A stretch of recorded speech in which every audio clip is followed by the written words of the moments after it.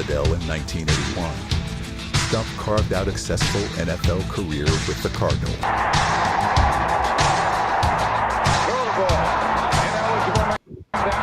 He's strong. He can move. He was agile. He can make guys miss. He had it all. He had everything in the game. In Cardinals franchise history, only Larry Fitzgerald has more all-purpose yards. He did it all, man. Hello, everyone. I want to welcome the world, our Browns fans, to the Stump Talk Podcast, Running Back University. Today is Tuesday, January 6, 2025. We just come out of Black Monday. There are 7 head coaching vacancies. Hello, Coach Stump. Hello, Sapphire. Hello to the Oracle, Russell Johnson. This is our team. We have a great show ahead. Russell, I wish you were in here so I can grind and ask with you about Andrew Berry. So please feel free. But Coach Stump, how you feeling today? I'm feeling great. I feel, me physically, mentally, I feel sorry for those coaches and families and that, had to go through the transition that they're going through right at this time. Sapphire?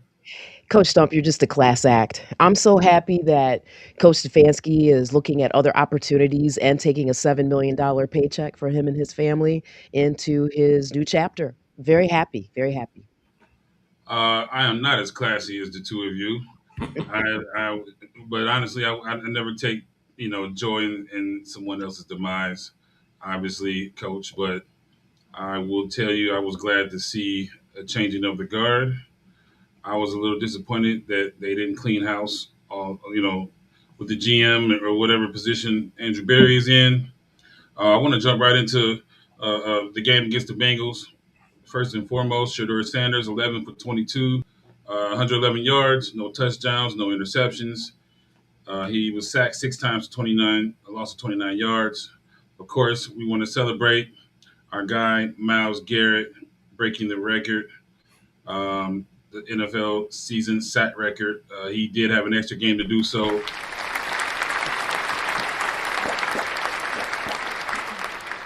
Myles, the future first ballot. Burrow was 29 for 39, 236 yards. He had 3 touchdowns, 1 interception. And that all led us to Black Monday. So, Coach, we've already had 2 or 3 shows today between our communications. Give us your thoughts on the firing of Kevin Stefanski. Well, I definitely think that was the right thing to do. I mean, Kevin, he allowed guys that actually made him both some players and coaches go the last couple of years, and you can see where it got him. I mean, he's won 8 games, I think, the last 2 years.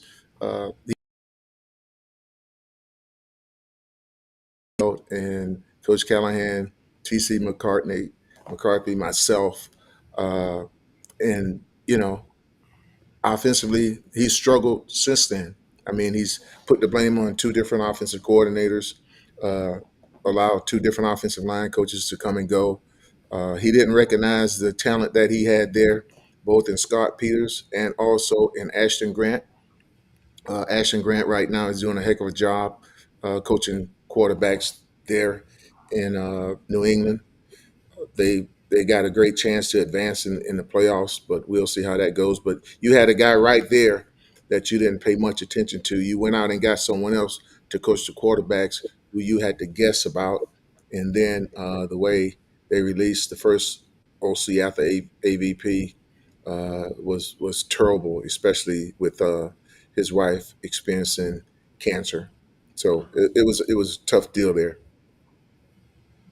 Sapphire, what are your thoughts on Yeah, for me, it's everything that Coach Stump says and said, and then as a fan, what sticks in my craw is that he put all his chips in on the table with Dylan Gabriel. Okay, and what we learned as fans, what week 11, 12, 13 was not only Shador Sanders was capable, but from our perspective, more than qualified, working with a broken offensive line, what I would call B level players, and I mean that with respect. We had no wide receiver. I just felt like he overperformed from a fan perspective. And I'm talking about Shador. So the hard thing for us was this is what we did not see, right, for the majority of the year. This was a player that was, on the team, in our camp, whatever you want to say, that for whatever reason, he didn't have an equal opportunity. That's just my opinion. Well, Coach, I want to go right back to you. Uh, what do you think Kevin Stefanski needs to be successful? He gets another job. I mean, we know who he is. I've been talking to my friends across different states who root for other teams, and everyone has their opinions on the Browns and what's going on here. But we got a close up look. We have to watch the Browns and listen to the commentary week in and week out, day in and day out, Coach. What does Kevin Stefanski need to be successful, even if he gets another head coaching job? You know his makeup. I know one thing: all of us, we learn from our mistakes, but we learn more from others' mistakes. Okay, Kevin made a lot of mistakes, no question about that. He always wanted to be the smartest guy in the room, but he was established with a great coaching staff. No ifs, ands, and buts about it. I talk about players because players are the ones who's going to get out there and they're going to win those games. You have to know the character of your players, and they may not be high profile guys, but they get the job done. They may never be heard of again anyplace else, but it doesn't matter. The people in Cleveland knew them. When I'm talking about Case Keenum, when I'm talking about Donovan People Jones, when I'm talking about Dearness Johnson, when you put those guys in and you did not miss a beat. You won ball games with them. And that's all people was concerned about. And they were great quality people, great quality players. And of course the coaches that were let go, they were quality coaches. Guys come in and try to do a job. The offensive line coaches and the offensive coordinators really didn't have a chance to do their job because I know the health or lack thereof of those offensive linemen. Those guys were not really able to participate in all of the off-season stuff in order to get ready for the season. And when it falls down to game time, they were taken advantage of. Andrew Berry allowed that offensive line to get old on his watch. Those guys should have been being replaced every year. One of them should have been replaced. Sapphire, before we cut into the Andrew Berry uh, situation, I want to ask you. We talk about business because the NFL is a corporate business. It's ran like one. Coach Stump is an executive. We call him a football coach, but I always looked at him as a CFO or a COO of a major corporation, right? And so some of the same concepts will apply, and some of the things he talks about applies to the corporate world.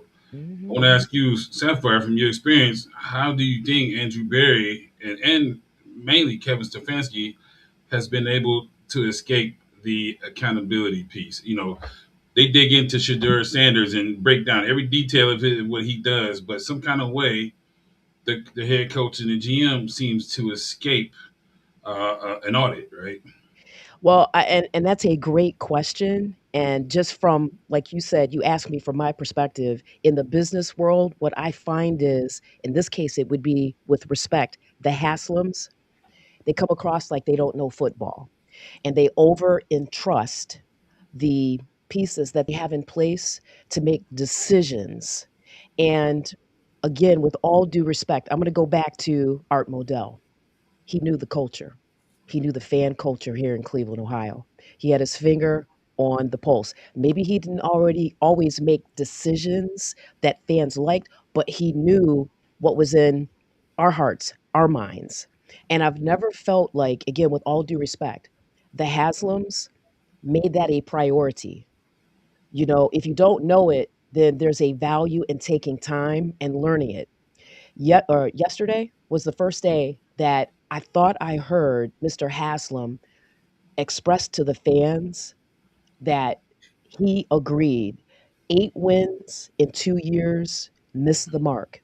It was unacceptable. That was the first time that I ever really felt like he scratched the surface.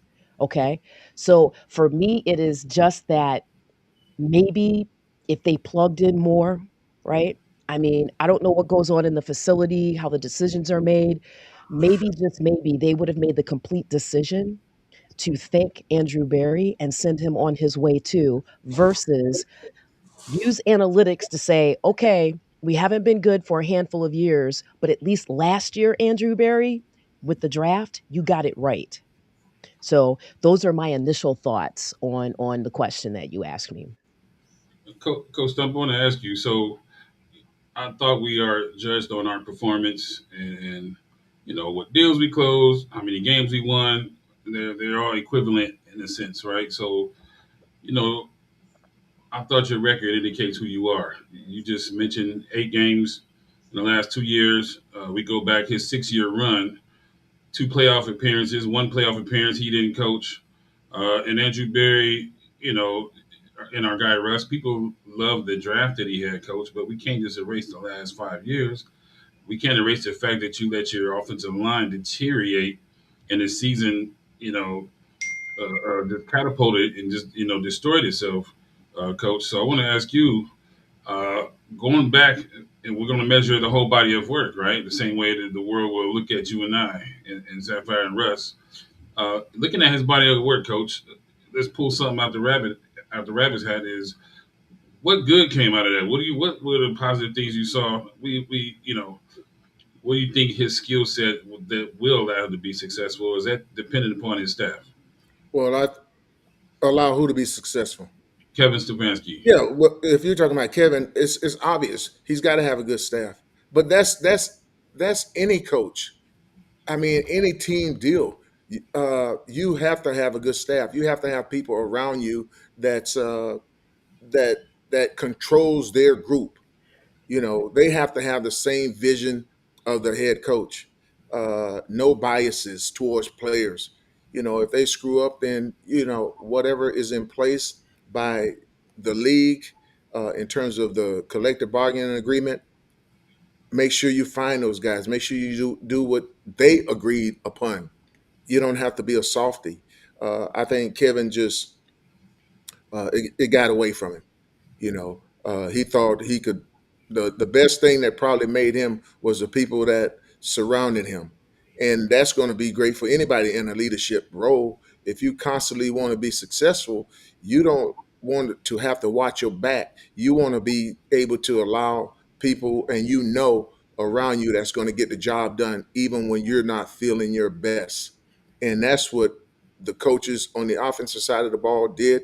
That I was a part of their staff, and those guys on the defensive side of the ball did the same thing. They demanded respect from the players, and Jim Schwartz, once he got there, they just fall in line behind the great soldier that he is. Sapphire, did you feel any tinge of sadness, regret? Uh, it seems to me, coach, I think we're so used to mediocrity here in this market with football. Given our past with the Browns, some people were sad to see Kevin Stefanski go, right? And I don't get that because your record, we know who he is. I have a good idea who he is and who he's not. Hmm. How did you feel, Sapphire? I mean, did part of you say we may not be able to do better than Kevin Stefanski, if you're being honest? I don't have to be honest. My full no, full stop. No. Look, nobody wants to see anybody lose their livelihood. I mean, human lives are involved, ways of life are involved. And at the same time, I'm not trying to get up in his finances, but the media has reported the Browns still owe him $7 million. So, when we try to make these comparisons, like we're talking about tonight with businesses, corporations, how they run, how any leadership team should look like, how they should be integrated, I can go on for 100 years and tell you the number of people that I know that were summarily fired and lost everything. So I like to put it in that context, right? We're talking about a game. Yes, people's lives and livelihoods are involved, but not for a second. I was of the belief that Kevin Stefanski should have been separated during that bye week because we've been in rebuild mode for the majority of the season. So for me, no. Did I answer your question, Ro? Yes, you did. So, Coach Stump, I want to go back to you regarding Andrew Berry and his tenure with the Browns, since you had been there and seen, being exposed to the culture there and some of the transactions that take place. Uh, do you think he can be successful moving forward and allow the organization to be successful with his decision making? I don't think I don't think Andrew is going to be successful. I mean, so you got a couple players that came in and they performed well. But first of all, the running backs they should not have been there, okay? Because you needed offensive linemen and you needed a wide receiver. You had a running back in Jerome Ford that averaged 5.4 yards last year. So that wasn't the major part you needed. You needed some offensive linemen. That's what you needed. So I just don't see it. There's a lot of wheeling and dealing Andrews done, I guess, just to do it. But why get rid of guys that are productive, that are a low cost, and bring in guys make trades just to make trades? It made absolutely no sense. And unfortunately, for guys like Donovan Peoples Jones, it didn't work out for him someplace else. But that had absolutely nothing to do with the importance that he made to that team in Cleveland. And again, you paying Case Keenum, who was actually in Minnesota with with Kevin Baker get hurt. It's no big deal. Play Case. Instead, now you know Baker's going to be out. You bring in Deshaun now, okay, and you get rid of Case. Why get rid of Case? Case know your system.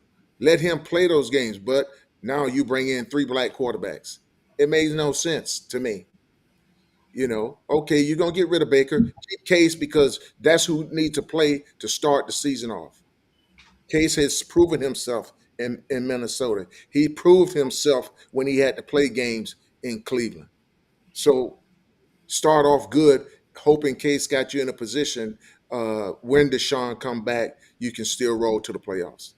But they traded him away. Sapphire, we're going to.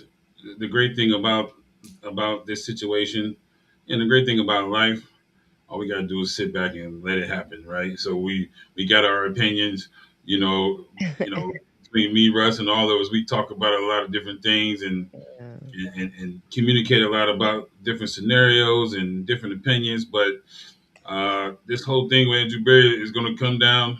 Russ, that's your guy. We're gonna see we're gonna see if he's who we think he can be. I think I'll be right. Leaning on Coach Stump's you know his views and his experiences with the game. I think they're going to screw this up. I think they're going to screw up the coaching hire. I think they're going to screw up and get a quarterback between the one through the third pick that they have. I think they're going to Wow. screw this up. I'm only saying that because they've been screwing things up. I don't think a person wakes up and turns into someone else, right? You are who you are. I'm not a military guy, Sapphire, but I'm a little black and white myself. No, there's nothing wrong with that. I just want to, if you don't mind, dovetail on something that you just said. I don't, in my gut, I don't think that Andrew Berry has longevity with the Browns either. I think he barely made the cut. I think his draft decisions this past off season really was the thing that just got him over the line. And I also believe that, to your point, the decisions that he makes in the upcoming draft are going to really, he's on the clock, as they say. He's on the clock himself. And maybe, just maybe, Coach Stump, do you think he learned anything from watching Kevin Stefanski self sabotage? I don't know. See, I don't know if it was all Kevin. I don't know who decision it was to do whatever they did. Kevin, there's no way you cannot recognize, unless you're just a selfish, egotistical person, you can't recognize who's helping you to be successful. And when you stand to allow or don't stand for allowing to keep those people that made you successful, and now they're going to bring you a whole lot of new guys who you know absolutely nothing about, then you get what you get. You know, you get what you get. At some point in time, you got to say, "Hey, it's this is the way it's got to be." These guys uh, allow me to be successful. You know, I've people will throw out running back whisper and all of that crap with me. Listen, I coached some great players. Those guys afforded me the opportunity for people to put any kind of type of name they want to attach to me. Okay. But there's one person that I didn't get a chance to uh, turn the corner. You know, that's the person that the player that I feel bad for, because that player prevented us when I was with the Browns, in my opinion, from winning some games that we should have won. Some games that Kevin Stefanski called a hell of a game, but due to the production of my player, they didn't work. You know, so it's a tough situation there. You have to recognize the both the players and the coaches around you that allow you to be successful.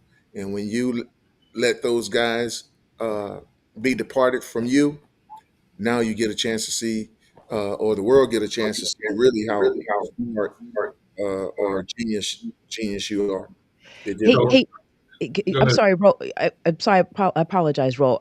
Jen Victoria, George Mallory, you're getting blowed up, as my grandmother used to say in the chat.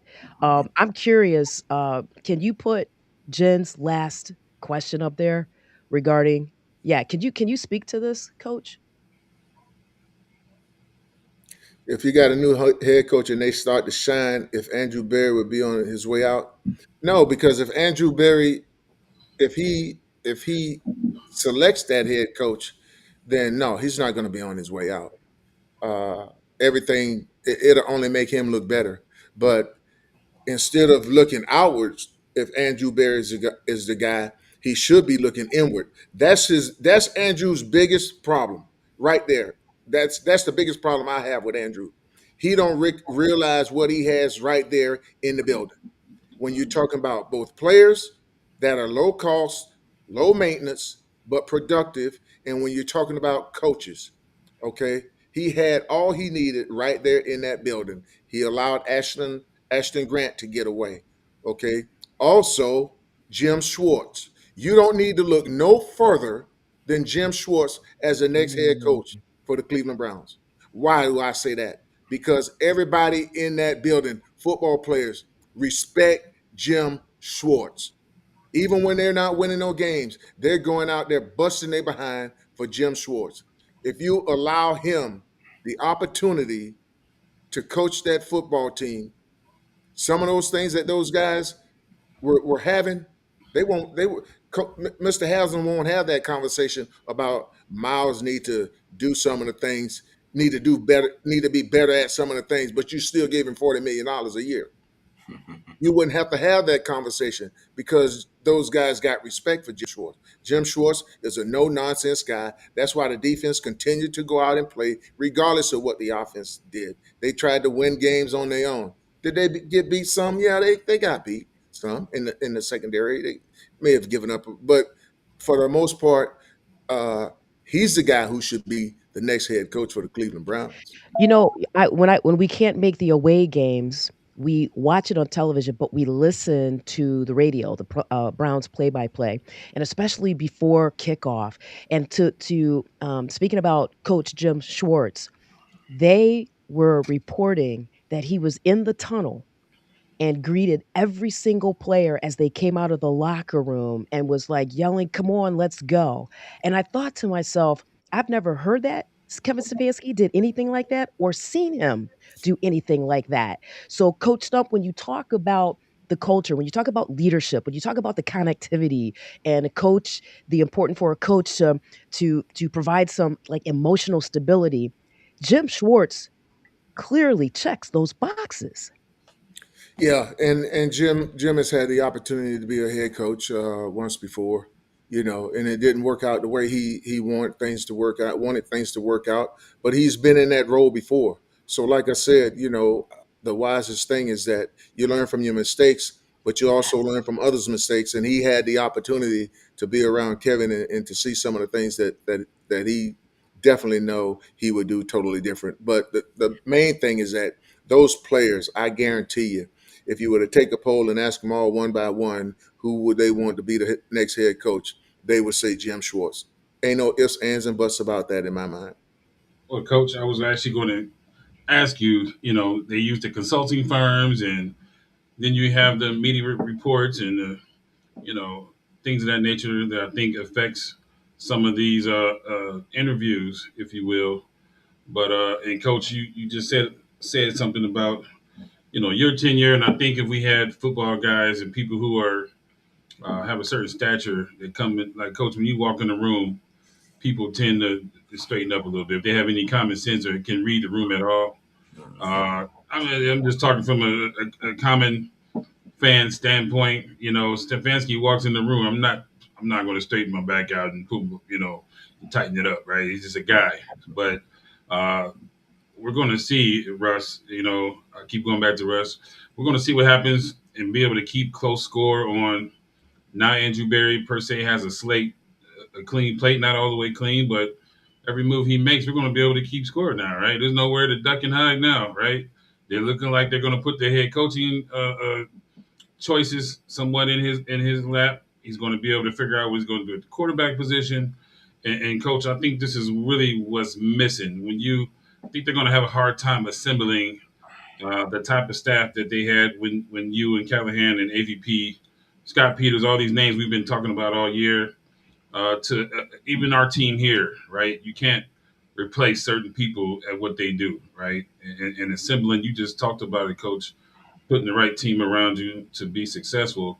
From a analytics, Ivy League nerdy guy, education is important, but I'm not sure they're going to be able to assemble the right people specifically in a short amount of time, Coach. I mean, what kind of turnaround are we talking about here? This is not going to happen this next year. I don't expect them to be winning the AFC North. Given we need 5 linemen, we need probably 2 receivers. We need our special teams revamped, and you got to recreate the culture, Coach. So you already went to Coach Schwartz. They said, "Hey, Coach Stump, what kind of guy do we need in here? What kind of stature, demeanor, or characteristic type of guy do you think that locker room needs? Looking at Deshaun, looking at the state of the overall culture over there." Well, I think the first thing you try to do when you take a look at the AFC North, those guys, all they had to do was win a couple more games, and they were right there. So you got shakeups in Baltimore. You don't have to worry about Cincinnati. Okay, they didn't do much. You beat those guys. Uh, Pittsburgh, you split with them. I think you did. So they're right there. So what do? You hype up the players. How do you do that? You bring in Jim Schwartz. You name him the head coach. Okay, that's what you do. You still got to try to build the offense. It's no question about that. But you want to try to keep some type of continuity. You know, how, are there any other names out there that they're talking about?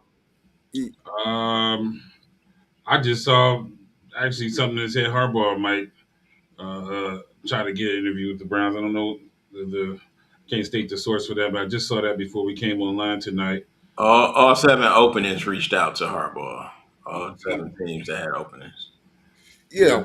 well, a guy that's been at one organization for 18 years, have done a fantastic job in the same division. It's no question, Jim uh, John will be a great candidate, no question about it. But just the familiarity with the players and that scheme not having to change because your offensive scheme is going to change. Those guys can still hit the ground running, playing good defense, and allow the offense to catch up. You know, if you play better special teams. Now, I think they need They need another special teams coordinator. That's just my opinion. I'm not waiting to see, wishing for anybody to lose their job. But when you're talking about production, production speaks for itself, or it doesn't. I mean, and consistently, those guys did not perform well with special teams. Uh, the first time I ever been in an organization where you allowed a player's coach to come in and actually be involved with coaching at the facility. No, that's a no-no. You pay those guys to coach you wherever, but at the facility, the coaches that are getting paid for coaching, they're the one that's going to be coaching. Their job is the one that's uh, in line and on the line. I could be telling him one thing, but now his position coach, man, don't listen to him. And now all of a sudden we're not getting the job done that we needed to get done.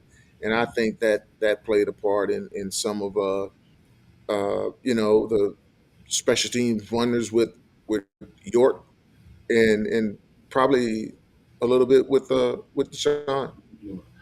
Coach, some of the names that came up, we just saw offensive coordinator for the Ravens, Todd Munkin. Russ mentioned that earlier. The Browns requested an interview with him. Saleh, the defensive coordinator, was mentioned. Brian Flores. Some of these coaches are mentioned in all the jobs, by the way. Well, those guys Minter, those guys are great. Let's talk about defense. I don't think you would get a defensive coach that will come in and allow the defense to play the way they're playing.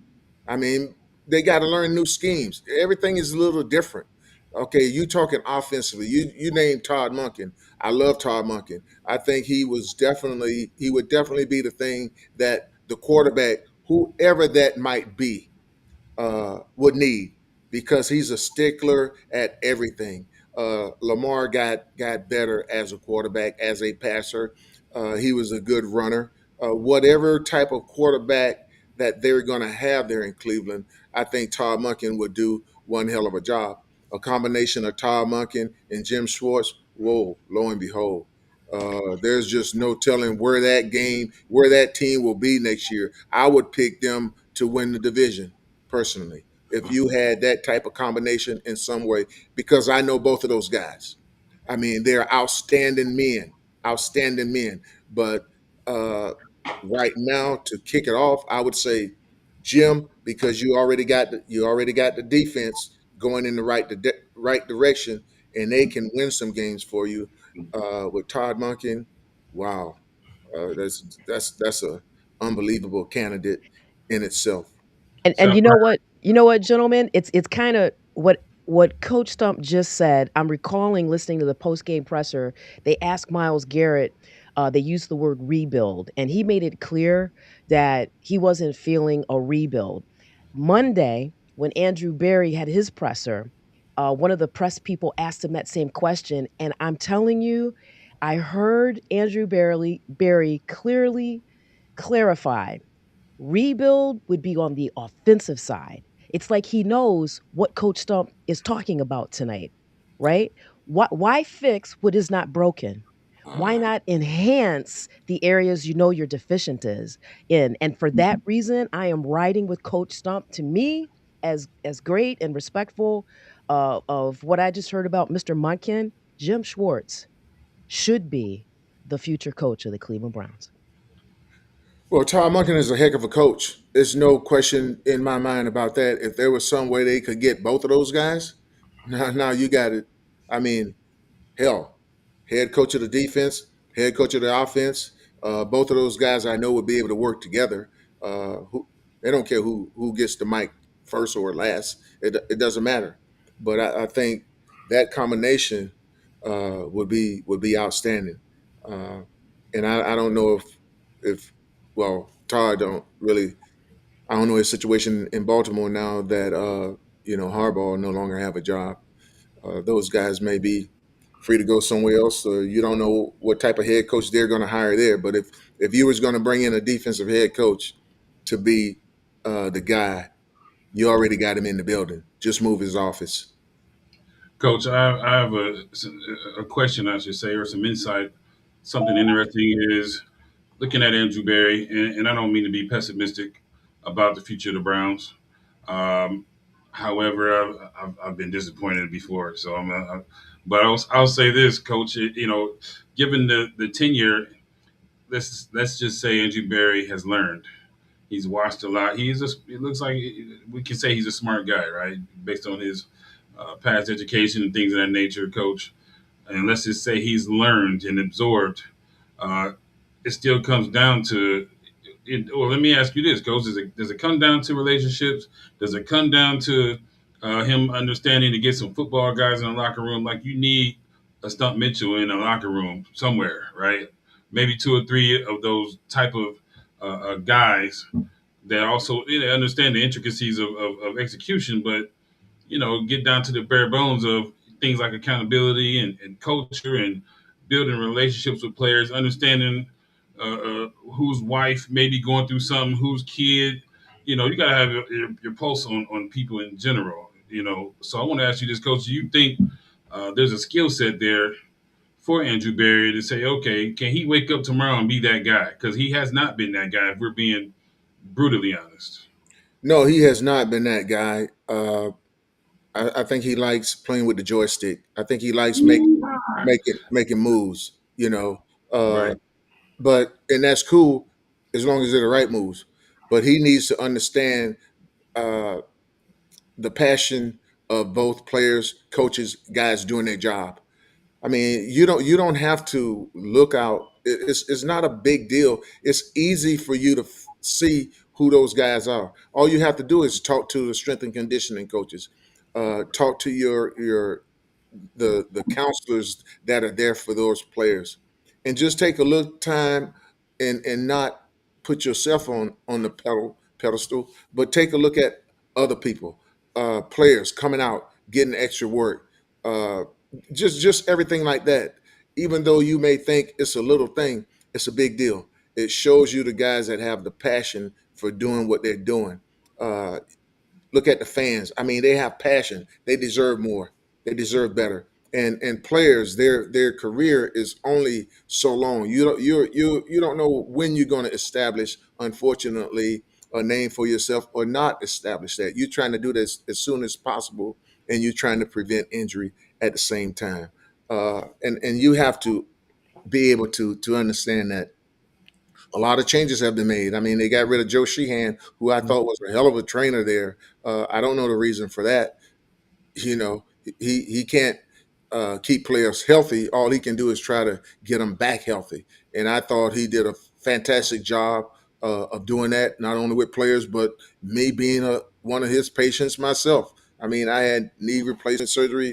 I know the guy did a fantastic job in trying to get everybody back to where they're supposed to be. So fingers have been pointed a lot of places, but Andrew need to take a look in the mirror and understand when he's won, because still with Junkin did a heck of a job, but at the end of the day, he averaged less than 4 yards a carry, and that all balls back down to that offensive line. Sapphire. There was a saying, in my business world, there's a saying. It is like an age-old adage. Some people misunderstand activity for productivity. And just listening to Coach Stump, characterize, the perspective on Andrew Berry, you know, we talk about analytics. Every corporation uses the Power BI tools, right?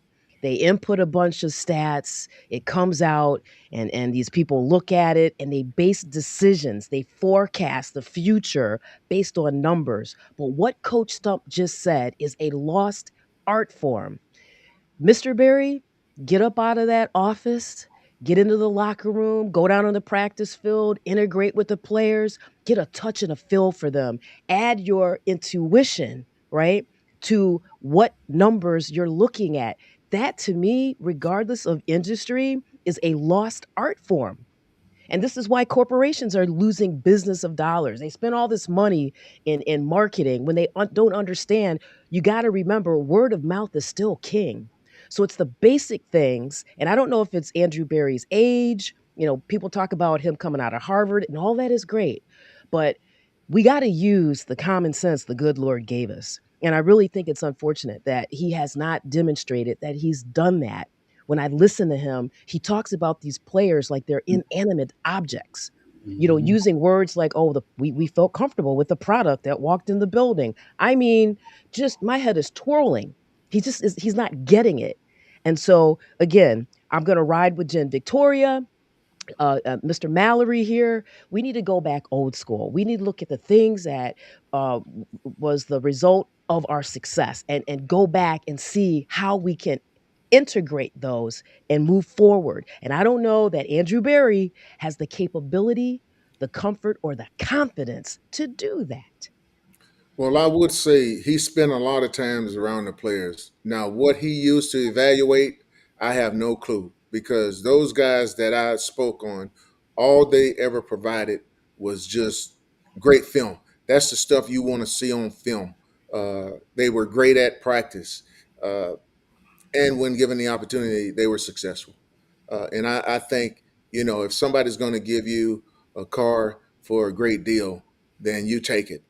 If the same place you're going to be able to get production from a car from that they want to sell to you 10 times the price, don't buy it.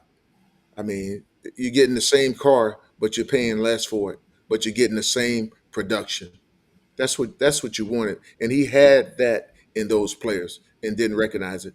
It was right there in his face. Don't turn away from it.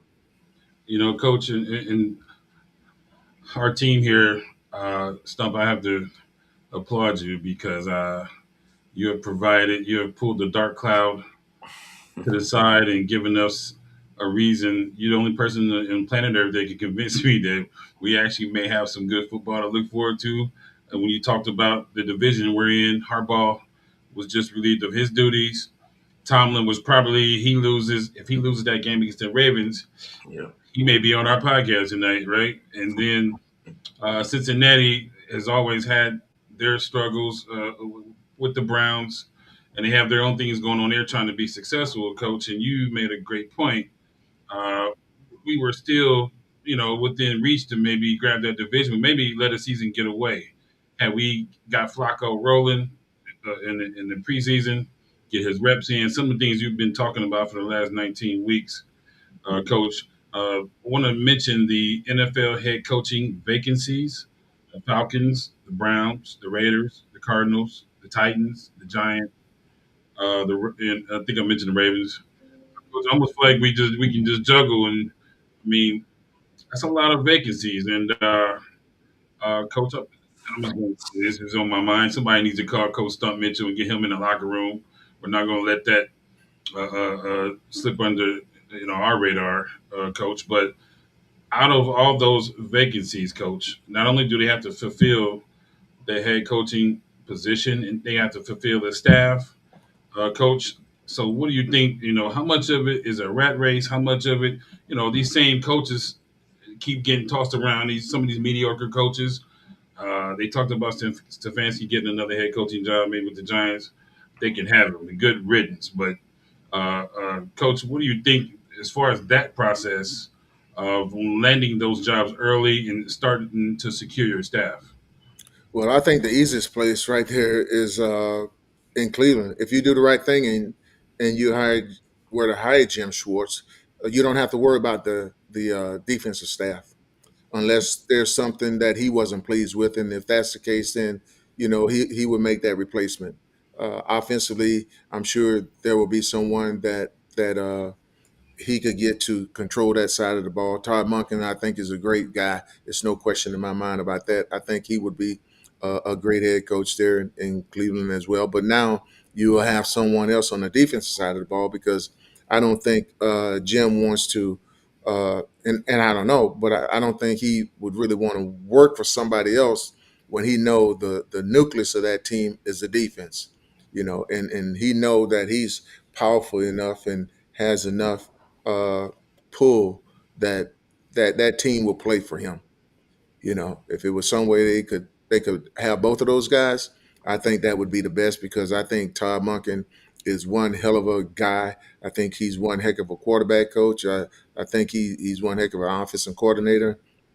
And I think he'll be a hell of a head coach, but I just think now you got to put all three phases together, as opposed with Jim. It will come together faster because those guys on offense know how demanding he is, and defensively you're just going. I mean, you don't have to learn anything else. You just continuing to get better. And now Miles will have to try to break his own sack record of 23. But those guys will feel good walking back in there when they come there in February or March, knowing that he's at the helm, and whoever else, they know he's got one heck of a staff, whoever he assembles it with. Sapphire, do any of the other names excite you? Let's just say they screw up the Jim Schwartz situation, which I'm gonna jump out there and say they're going to screw that up. I see Jim Schwartz in Dallas, somewhere else. Russell, you'd be my first phone call when that happens. But does any of the other names excite you, Sapphire? Saleh from the Niners. They even talked about Tommy Reese getting an interview. I don't think you're going to jump for joy with that. Maybe Harbaugh coming over. I don't know how realistic or unrealistic that is. Does anyone else hit your radar and say that I want that guy? I mean, I would have to agree with Coach Stump for all the reasons that he said, and hope that if that's the play, they figure out how to keep Jim Schwartz as the leader of the defense. You know, look, I used to be of the generation that was saying, "Oh, next year, next year, next year." I'm telling you, I'm at an age right now where I'm wondering if I'm going to have to watch the Cleveland Browns win the Super Bowl from heaven above with the good Lord. I mean, it's that bad. You know, I'll say again, Jim Schwartz number one, and as Coach Stump said, I'd be open to Todd Munkin instead of, but with Jim Schwartz. Coach Stump, any thoughts on that? No, I love it. I agree. Todd Monken, I really love him, but right now, the city of Cleveland, the state of Ohio, that's Browns fans, they are impressed with the things that Jim Schwartz has done the last 4 or 5 years there in Cleveland. Why set the defense back? Now just work on the offense and also on special teams. And 1/3 of your team is right. Jim knows, he's been there. He know what they need to do, and he also know what type of personality of a coach they need on the other side of the ball.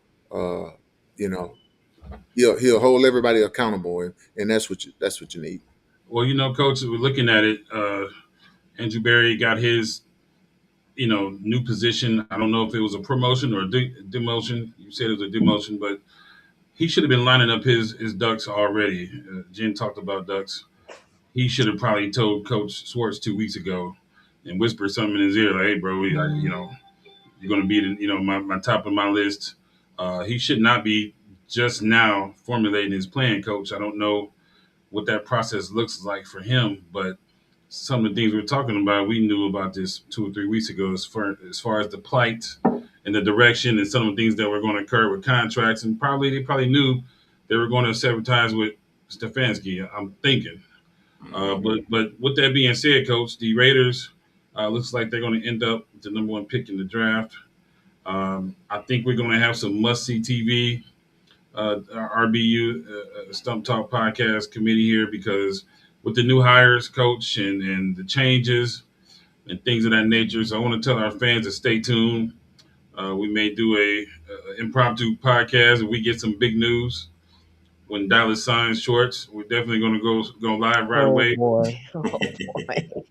I know that may sting a little bit, but I'm just preparing you guys for in case that happens. So, Coach, going into this part of the season, we got the playoffs coming up.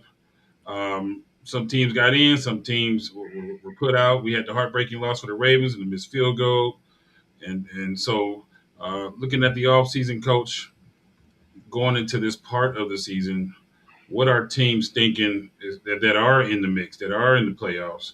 What does this week look like for them as far as practice, as far as the mental focus? What is the shift from the regular season to the playoffs for an organization? There is no shift. I mean, it's one and done.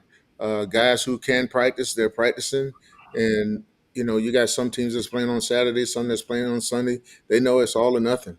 Uh, the teams that are in the fourth seed that have to play the fifth seed, you know, like Carolina. I mean, they barely got in.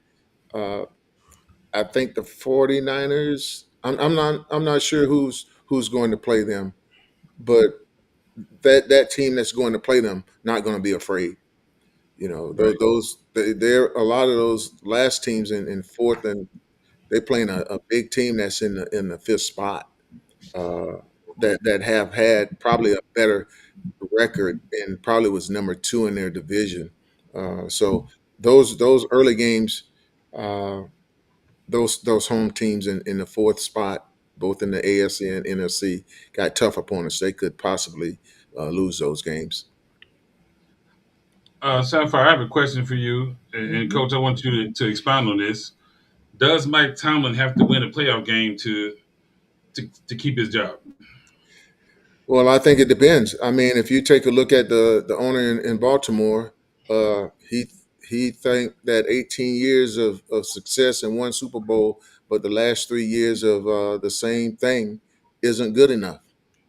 So he made a move. I mean, Harbaugh. I love Harbaugh as a coach, and I really feel bad for him because when you take a look at the last couple of years of things that has happened last year.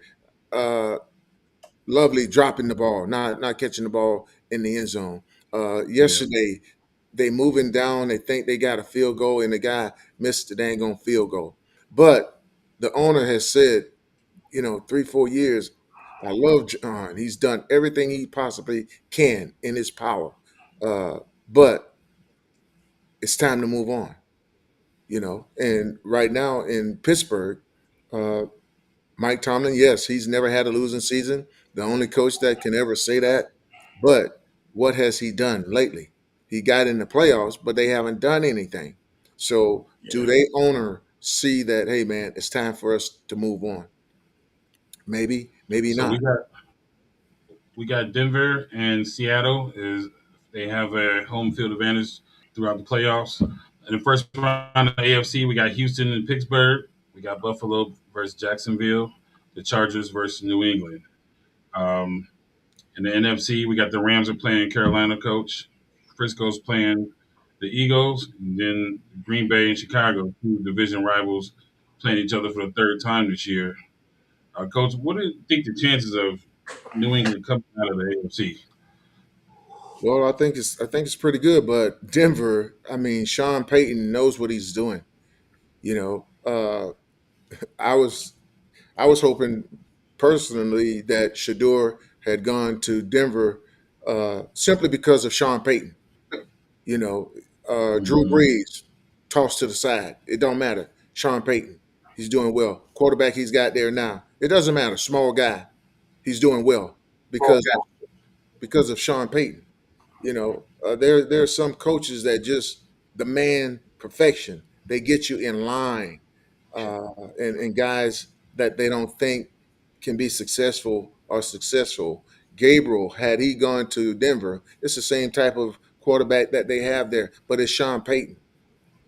Kevin just didn't get it, didn't move the needle with those quarterbacks.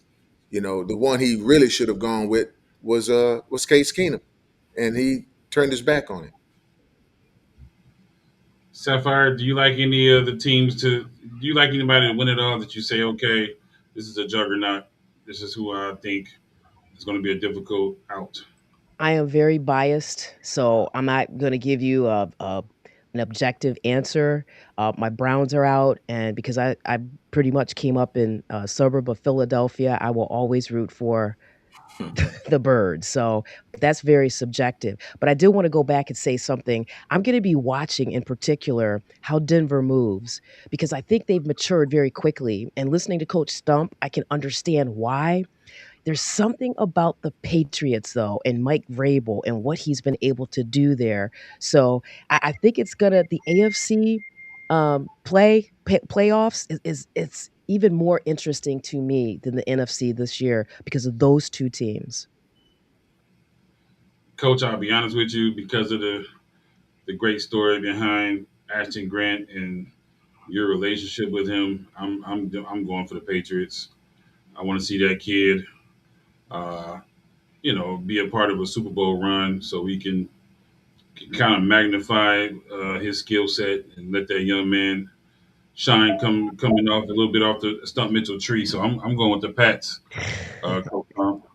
Uh, Coach, who's your favorite? Well, Russ, welcome to the show. This is our executive producer Russell Johnson. Um, Welcome back, Russ. Hey, I got some picks. I got some input.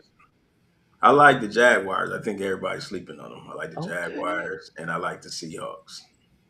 Okay. Sam Darnold, that's another deal right there. Minnesota allowed Sam to walk. They could have put the transition tag or franchise tag on Sam. He had a heck of a year. You never know these quarterbacks going down, and they were just coming off a really good run last year. Sam meshed well with the receivers there.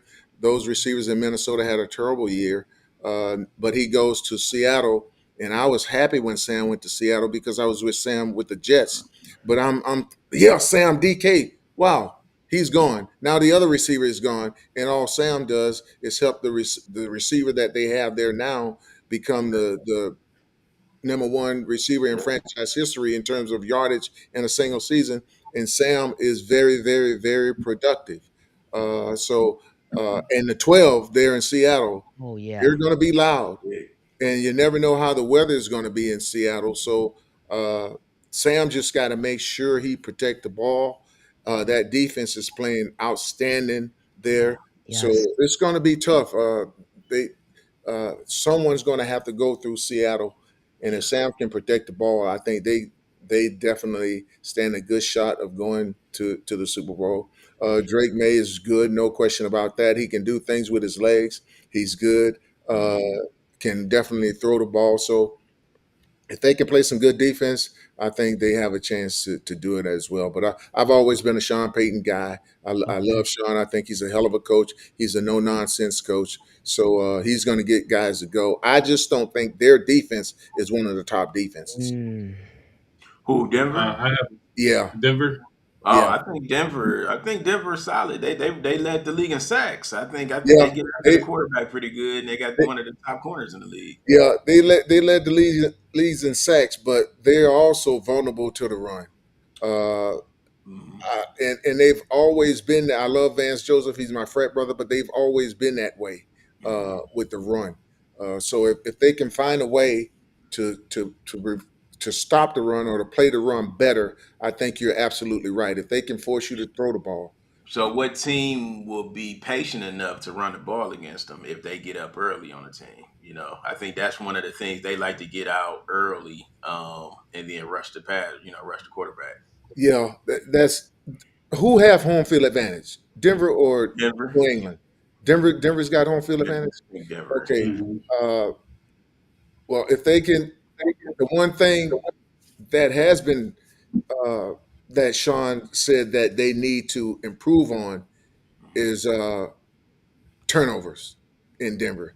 They have had some turnovers, and Yes. that can be costly. If they can prevent that, then their defense will probably be good enough to hold whoever they have to play I against. think I think that works for Sam Darnold as well. I think if he can hold on to the ball, the way they run it with their running back combination, they come with two different styles, but they're hard.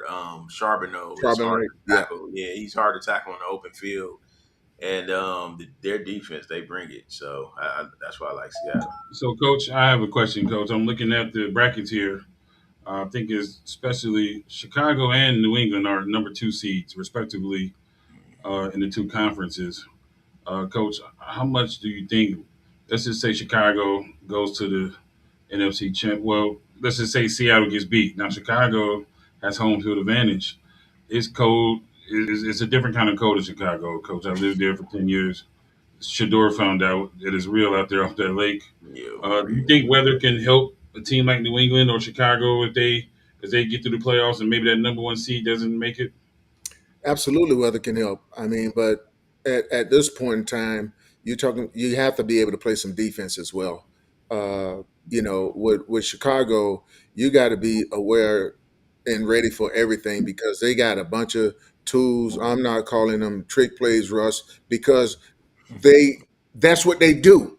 That's what they do. They practice those things just like they practice their base plays. Yep. Those for them are base plays, and they expect them to work just like any other play. So you have to defensively prepare for everything.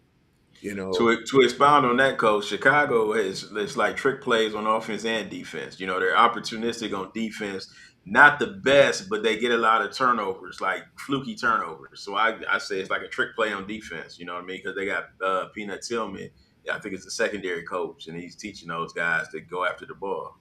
and Peanut, that's one thing he was known for, creating fumbles, knocking the ball out of people's hands during his playing days. That was a big thing, and of course he's gonna teach those guys how to do the same thing, and they know he knows what he's talking about. Absolutely. I just want to give us all a last word. I'm going to start with you, Russ, going from left to right. If you can tell the brass and the executives at the Browns, this is what we need to be done, what would you tell them? Um, Take a long look at Schwartz. If you bring him in, if you hire him as the head coach, make sure you get a good plan on offense. See what you got in the quarterback room. No reason to reach. Go in the draft, get the best player available. Sapphire, what would you tell the Browns? I would say to the Browns to listen to Coach Stump Mitchell and everything that he said. His decades of experience on the field as a player, as a coach, as a former member of the Cleveland Browns, who probably still understands the mindset of the majority of the players, right? And I would strongly encourage them to listen to him, receive his feedback, and incorporate that into their decision making process. Coach Stump, and you said it uh, during our 19 weeks, in which we're going to probably continue through the playoffs to cover the NFL coach. But uh, what would you tell them? I have an idea what that is, but what would you tell the Browns to I fix would their cure? I would say uh, don't worry about being the first to name two guys head coaches. Create something. You don't have to be a follower. You can be a leader. When you're talking Todd Munkins and Jim Schwartz, I don't think you can get anything better than that. And you shouldn't have to settle because I know both of those guys from a personal standpoint, their ego is not such. They're individuals. Their ego is about team. So if you can find a way to hire both Todd as the offensive head coach and Jim as the defensive head coach, and they come together, you have a conversation with those guys. We like everything that you bring. This is what we need. Oh man, I think they hit the ground running because that offense needs someone who can handle the quarterbacks, and you don't need that defense to take a step back because no matter who they bring in, Russ, they're going to have that defense is going to have to carry them, Yep. from the start. And if they could do that, man, I think people would And be I, extremely I was happy. kind of thinking the same thing, Coach. Could you have like a co-head coach situation, and how would that work at press conferences? Would they just like both be there post game press conference, and But yeah, I think that would be a great idea. Yeah, I think you could do whatever. Those guys, all they care about is winning.